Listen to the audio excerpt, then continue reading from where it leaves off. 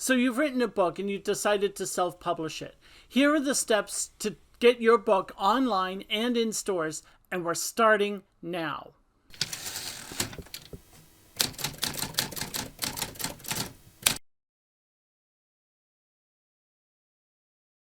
Hi, I'm Brad Uni, author of the urban fantasy novel Bad Luck. If you want more deep dives into the writing and publishing process, hit that subscribe button and don't forget to ring the bell for notifications so you don't miss out on anything. Some people think that self-publishing a book is really hard because you're taking on the job of a traditional publisher. But that's not really the case. It's not as difficult as it seems. This video will cover the steps to self-publishing your book in a high level. I'll be following this up with a series of deep dive videos that will get into the nitty-gritty of how to do each of these steps. They'll include how-to videos with step-by-step examples where I actually do the work with you and show you how it's done. Let me know in the comments below which step in the publishing process you have the most questions on or the most difficulty with. This really belongs in the writing process, but because I've seen a lot of unedited books on Amazon for sale, I feel that this is worth discussing.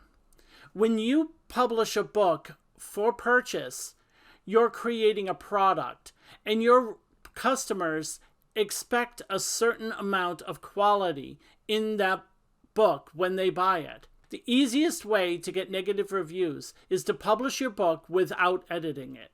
And finally, the more effort you put into editing the book yourself, the less money you're going to spend on the next step.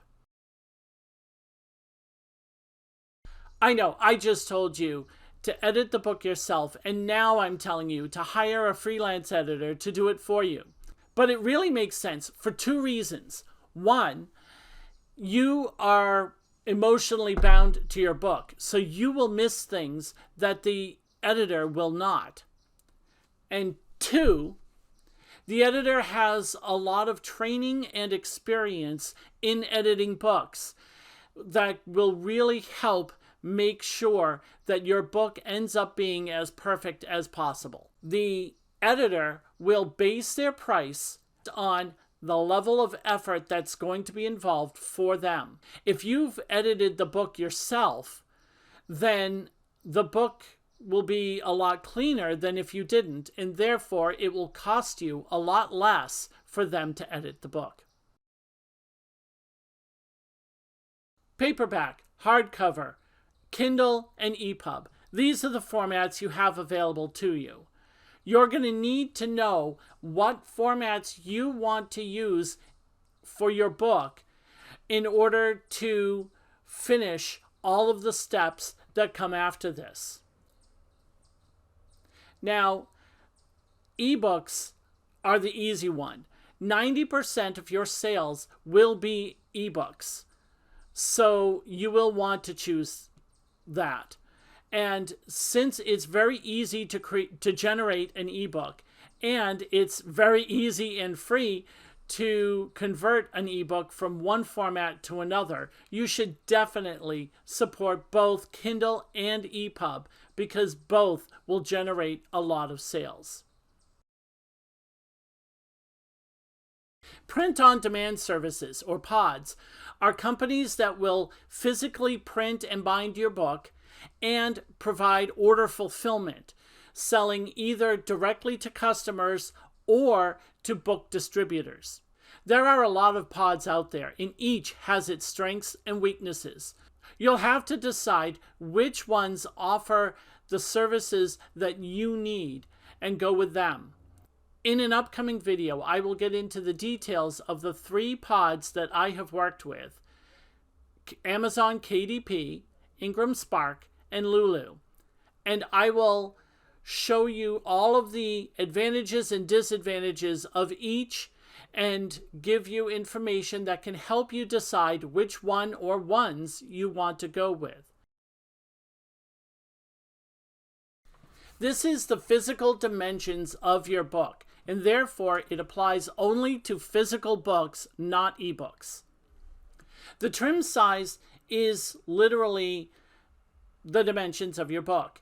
Your genre may dictate what size you should go with, at least for a paperback book. You'll have to look into other books in your genre to see if there is a pattern to the trim size that's used for them, and you should probably make your book fit that same trim size. Now, the same is true for your cover finish. The two finishes that are generally offered are matte and glossy. Again, your genre may have a pattern of which one is preferred, and you may want to go with that if there is one. But I suspect there's less likely to be a pattern in regards to cover finish than there is for trim size. The interior layout is the layout of the insides of your book, and it involves things like your font choices, your font sizes, the spacing between each line, margins, and other such things. One way is to hire a freelancer to do the work for you. The other is to learn how to do the layout yourself. Now, if you are only going to be self-publishing 1 or 2 books, then maybe going with a freelancer is a good idea.